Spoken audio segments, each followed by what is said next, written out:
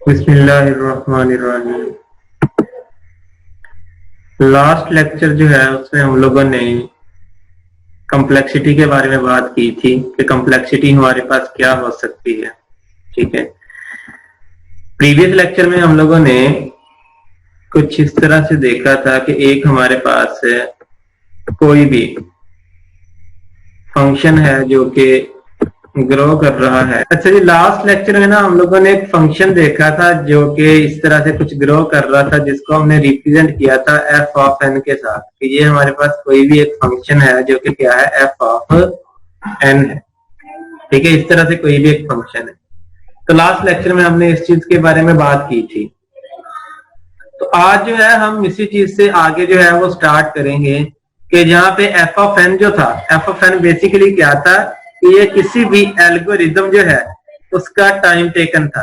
F of N क्या है, कोई भी हमारे पास जो एल्गोरिदम है उसका टाइम टेकन है, और ये एन जो है वो इनपुट साइज है कि साइज ऑफ इनपुट के लिहाज से जो है वो टाइम देखते हैं कि कितना जो है वो टाइम कंज्यूम करता है, कितना टाइम लेता है ये एल्गोरिदम।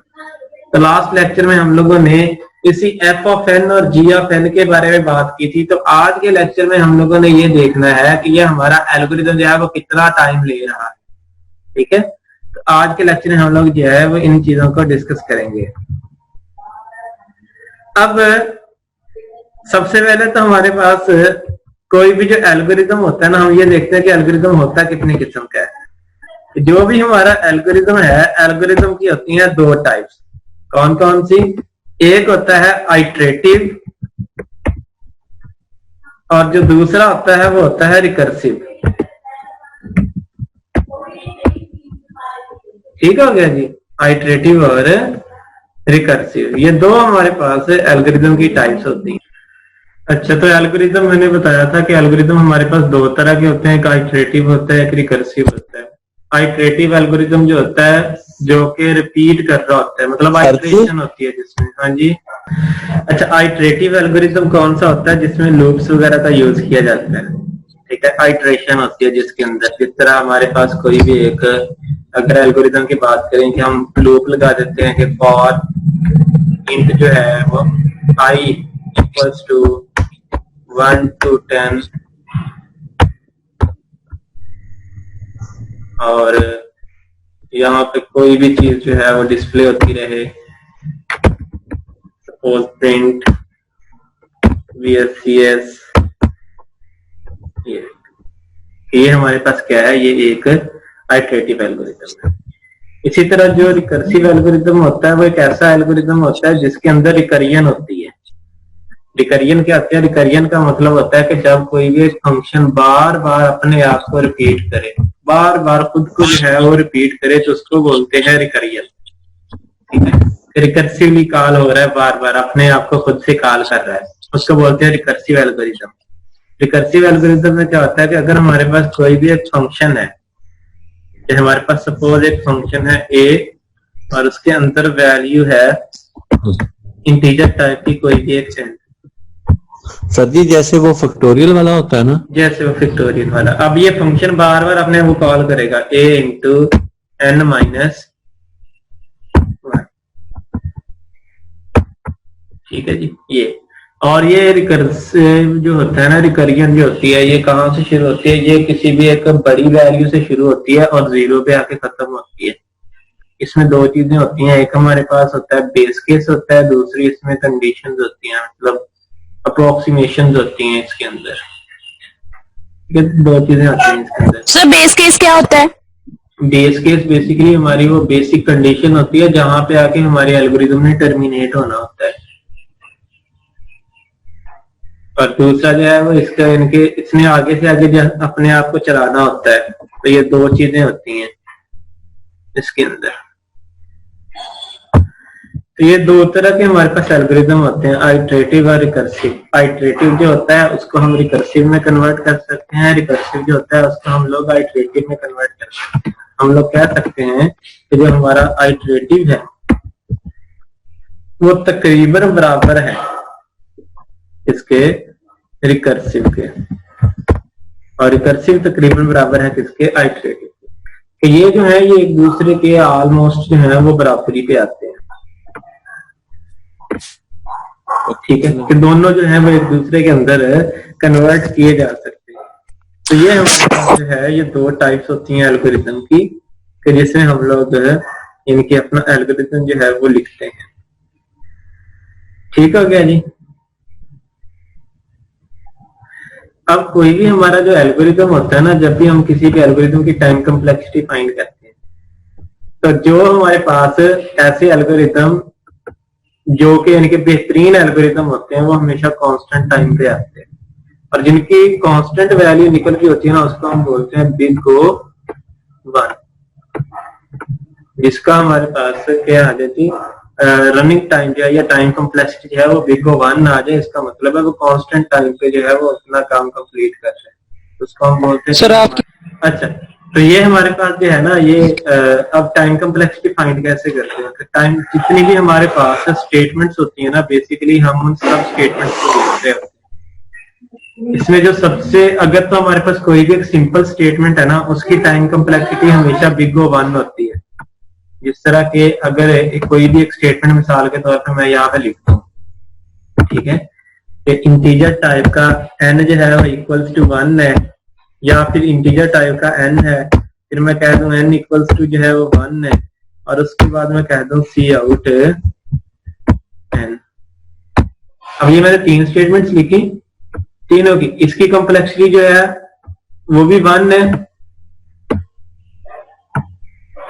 इसकी भी 1 है, और इसकी भी क्या है 1 है। तो ओवरऑल जो है हमारे पास इनकी जो टाइम कॉम्प्लेक्सिटी बनती है वो बिग O 1 बनती है, मतलब कि कांस्टेंट टाइम जो है वो उसमें सॉल्व हो जाएगी। हमेशा टाइम कॉम्प्लेक्सिटी कब इंक्रीज होती है, जब हमारे पास लूप आती है या फिर आइट्रेशन या रिकर्जन, इन दोनों में से कोई भी एक चीज आती है, तब हम कहते हैं कि हमारे पास टाइम कॉम्प्लेक्सिटी इंक्रीज हो रही है। इस तरह के जो भी हम लोग लूप यूज करेंगे ना, जो भी लूप का इस्तेमाल करेंगे, जिस तरह यहाँ पे ये देखें कि i इक्वल्स टू 1 से लेकर 10 तक है, तो इसकी टाइम कॉम्प्लेक्सिटी कितनी होगी, इसकी टाइम कॉम्प्लेक्सिटी होगी 10। अगर यहाँ पे 10 की जगह पे होता मिसाल के तौर पे n, तो तब इसकी टाइम कॉम्प्लेक्सिटी कितनी होती है, तब इसकी टाइम कॉम्प्लेक्सिटी होती n। इसी तरह ये जो हमारे पास रिकर्सिव है, रिकर्सिव एल्गोरिथम कितनी दफा चल रहा है, ये चल रहा है n टाइम्स, तो इसकी कॉम्प्लेक्सिटी कितनी है n। और जब भी हमारे पास जितनी लूप होगी उतनी टाइम कम्प्लेक्सिटी होगी। हाँ जी, उतनी टाइम कॉम्प्लेक्सिटी होगी उसकी। सिंपल स्टेटमेंट, अगर लूप नहीं है, सिंपल स्टेटमेंट है जिस तरह के यहाँ पे है, तो उसकी टाइम कॉम्प्लेक्सिटी हमेशा वो बिग O 1 होगी। Okay sir. हाँ जी, कांस्टेंट टाइम होगा, क्योंकि ये भी एक कांस्टेंट टाइम में एग्जीक्यूट हो रहा है, ये भी कांस्टेंट टाइम में एग्जीक्यूट हो रहा है, ये भी कांस्टेंट टाइम में एग्जीक्यूट हो रहा है। इसको एग्जीक्यूट होने के लिए n टाइम्स चाहिए, इस तरह मैंने यहाँ पे n लिख दिया, इसको एग्जीक्यूट होने के लिए n टाइम्स चाहिए, तो इसलिए इनकी कम्प्लेक्सिटी जो है वो क्या आ जाएगी, n हो जाएगी।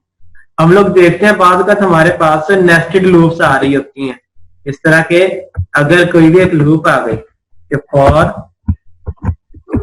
int i equals to 1, i less than n, और i जो है वो प्लस प्लस, और int j equals to 1, ठीक है जी, j less than है n से, और j प्लस प्लस, यहाँ पे सी आउट ds